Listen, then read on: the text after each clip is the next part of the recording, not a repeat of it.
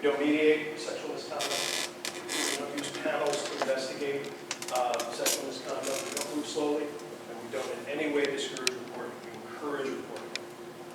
Institutions that have low numbers always worry me, because I wonder, like an iceberg, what kind of real numbers there are out there that aren't being reported. We know, even at an institution like ours, where we think we have a pretty good rate of reporting and a pretty good comfort level for reporting, that there are other things that just don't get reported. It's a very private, very difficult, very traumatic subject.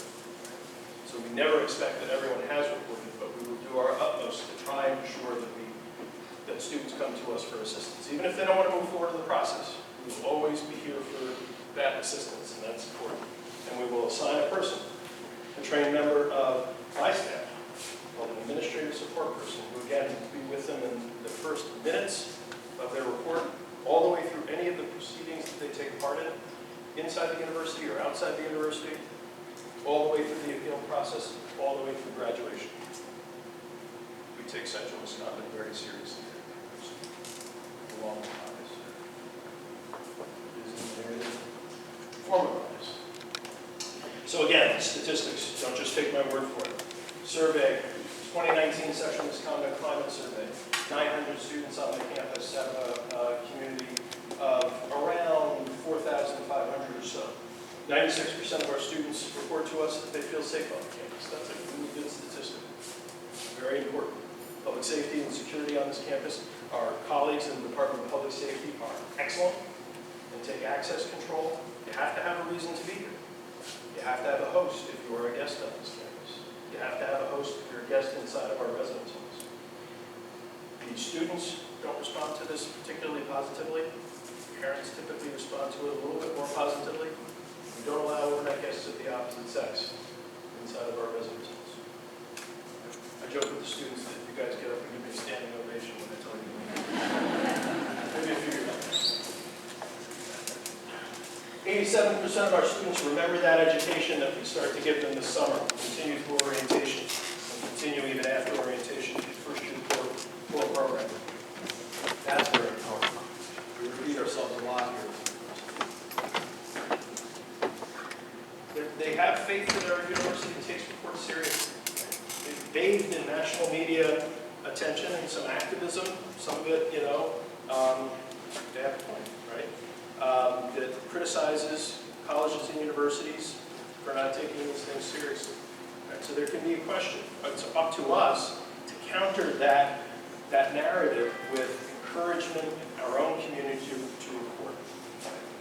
Encouragement in our own community to report, because we want to encourage in our students that faith that we will take those reports seriously, and our survey seems to indicate we're having some success on that. And the question that's very commonly asked, how often does this happen inside of our community?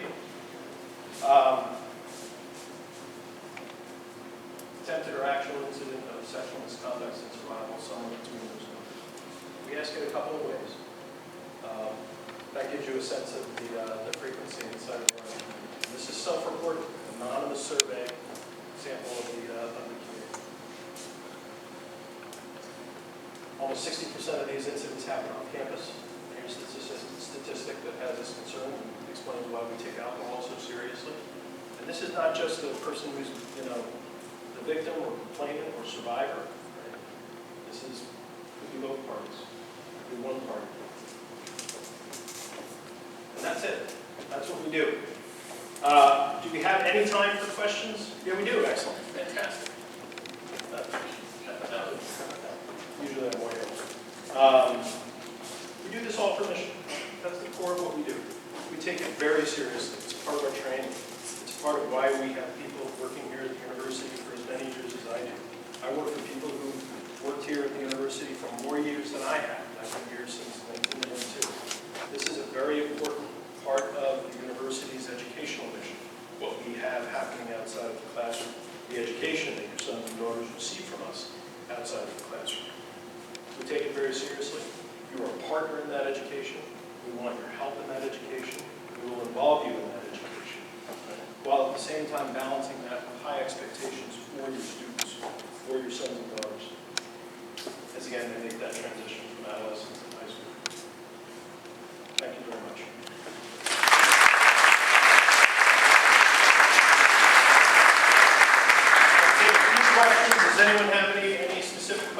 they'd like to ask about any of the topics that we've raised today. My contact information is there. Sorry, the Twitter thing is messed up. You can find me on Twitter. Any questions from anyone? Please, sir.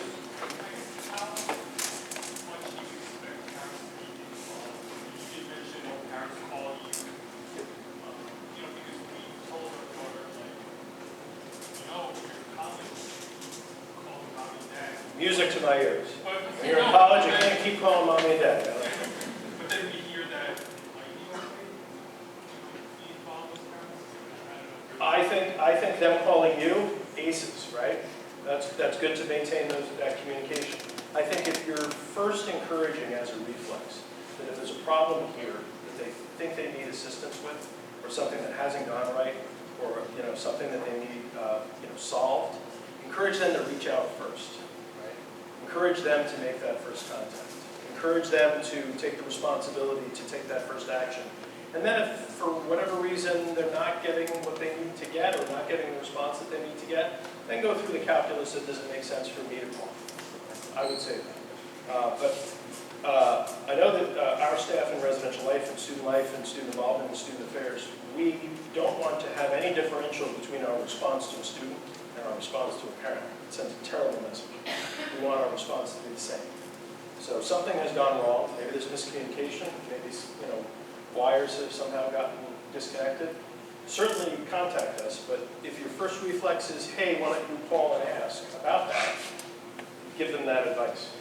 Go on the web, do some Googling, look up who they should talk to, say, I see this right online. You should talk to Dean Carmack about your first classes, or Dean Parr at the Valley School of Business about a problem in one of your classes. Call them first. Reach out to them first. That's my advice. Any other questions? Sure.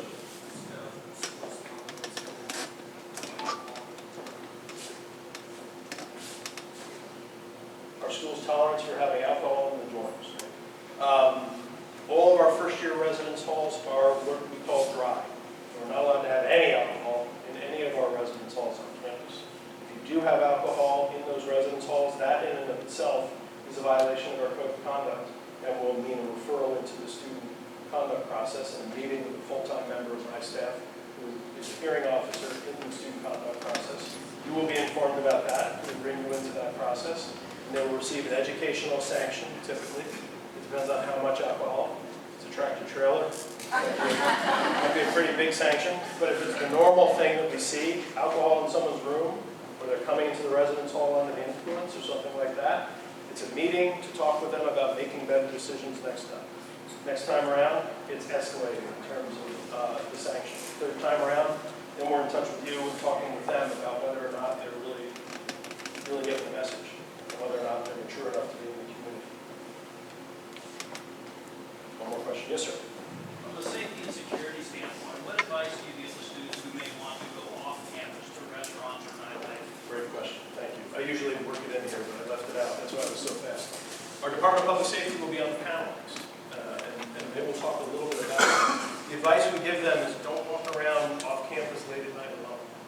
Right? I used to live in this neighborhood as a younger professional, working in the Office of Residential Life. My wife and I lived here before we moved. It's a great neighborhood. It really is. You guys may be familiar with it. Arthur Avenue, wonderful restaurants, etc. Late at night, however, there are establishments out there that are going to make a lot of money off your sons and daughters, putting beer in the plastic cups and charging them ridiculous amounts of money for it. And our students are like moths to flames attracted to that. And they stay open until like 4 in the morning. Please, we will repeat ourselves over and over and over again when it comes to this. Don't walk home alone at night. Don't walk out alone late at night in the neighborhood. It's very important to be with groups of people. It's the single most important safety step that we can, the piece of advice that you can give them. We're going to be repeating ourselves over and over again, reminding them even at the gates to try and be safe along those lines. It really is a pretty darn safe neighborhood. I know because I lived here, I know because I worked here, but you got to be smart, like you are in any big city. Don't walk home, don't walk out there alone at night. Very important. Does that answer your question? Okay, good. That's time, right? Yeah. Thanks, guys. Thank you so much for your questions.